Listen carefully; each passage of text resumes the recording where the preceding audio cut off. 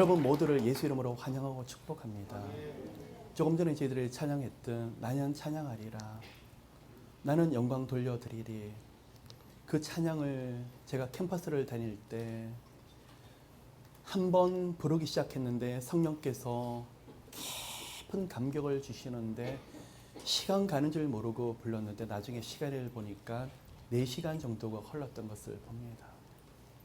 제 정신에 찬양을 한 것이 아니었죠. 누가 제 안에서 찬양을 이끌고 가셨을까요? 성령께서요. 저 안에 너무나 아픈 문제가 있었습니다. 하나님 어떻게 해요? 어떻게 해요?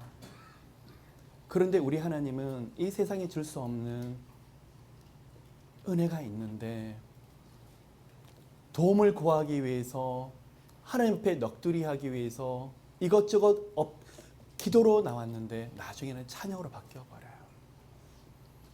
하나님 왜 나를 이렇게 이런 상황을 만드셨죠? 왜 나를 이렇게 아프게 하세요? 하나님 아들이 아프니까 너무나 좋죠? 이렇게 고통스러워서 어쩔 줄 몰라 하면 너무나 좋죠? 왜 대답하지 않으세요 하나님? 어떨 때는요 정말 하나님이 미울 때가 있어요. 그리고 그렇게 주님 앞에서 외치고 그러는데 저도 모르게 제 안에서 찬양이 나요. 나는 찬양하리라, 나는 사랑하리라. 우리가 감히 할 수 있는 찬양이 아니죠.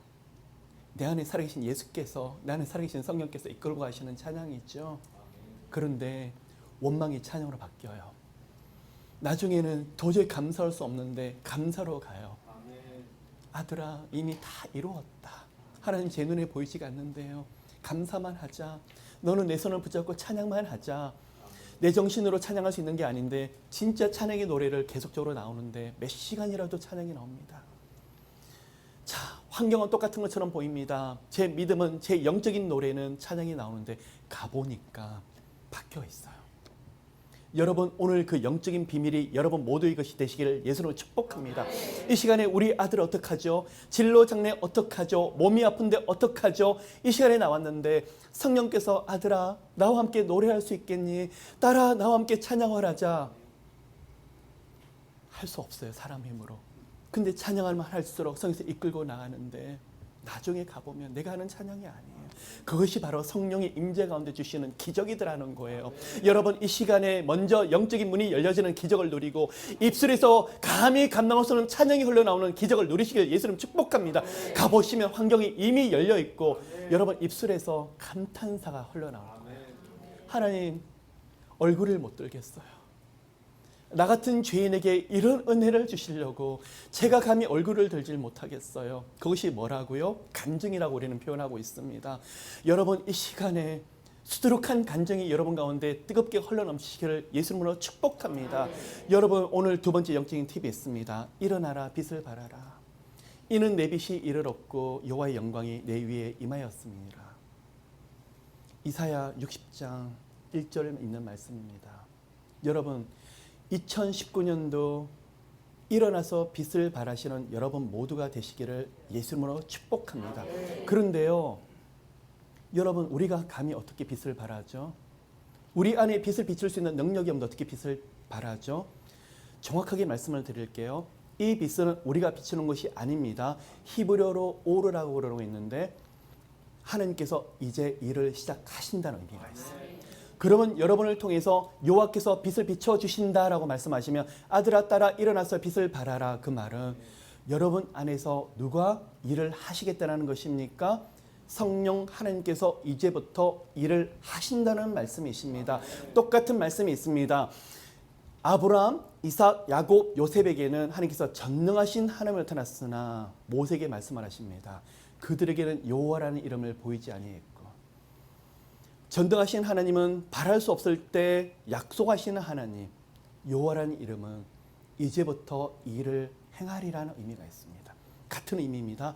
여러분 2019년도는 이제 2달밖에 남지 않았지만 오르, 빛을 발하는 누가요? 여호와께서 여러분 가정의 진로 장래에 무엇보다도 영적으로 큰 일을 행하시는 여러분 모두가 되시기를 예수님으로 축복합니다. 또 한 가지 우리 몸에 빛을 발하지 못하지만 하나님께서 이 천지를 창조하실 때 제일 먼저 하신 말씀이 있습니다. 빛이 있으라. 그러면 우리가 말씀을 하는 어둠이 아니라 허감 속이 아니라 이젠 이 세상을 창조하시는 그 일을, 그 빛을 비춰주신다는 것인데, 그 말은 천지 창조가 시작되었다라는 겁니다. 여러분 가운데 창세기 1장에 말씀하시는 빛이 비춰지는 역사, 이사야 60장에서 말씀하시는 1장에서 말씀하시는 일어나라 빛을 발하라, 성령께서 새 일을 행하시는 그 역사가 이제로부터 크게 펼쳐지시기를 예수님으로 축복합니다. 일을 행하는 여호와, 그것을 지어 성취하는 여호와, 그 이름을 여호와하는 자가 내게 이같이 이르노라. 너는 내게 부르짖으라. 내가 내게 응답하겠고 내가 알지 못하는 크고 비밀한 일을 보이리라. 이제는요, 부르짖으면 뭘 하신다고요? 일을 행하시겠대요. 그게 뭐라고요? 빛을 비춰주시는 그 일이라는 것입니다. 그러한 일들이 여러분 가운데 있으시기를 예수님으로 축복합니다.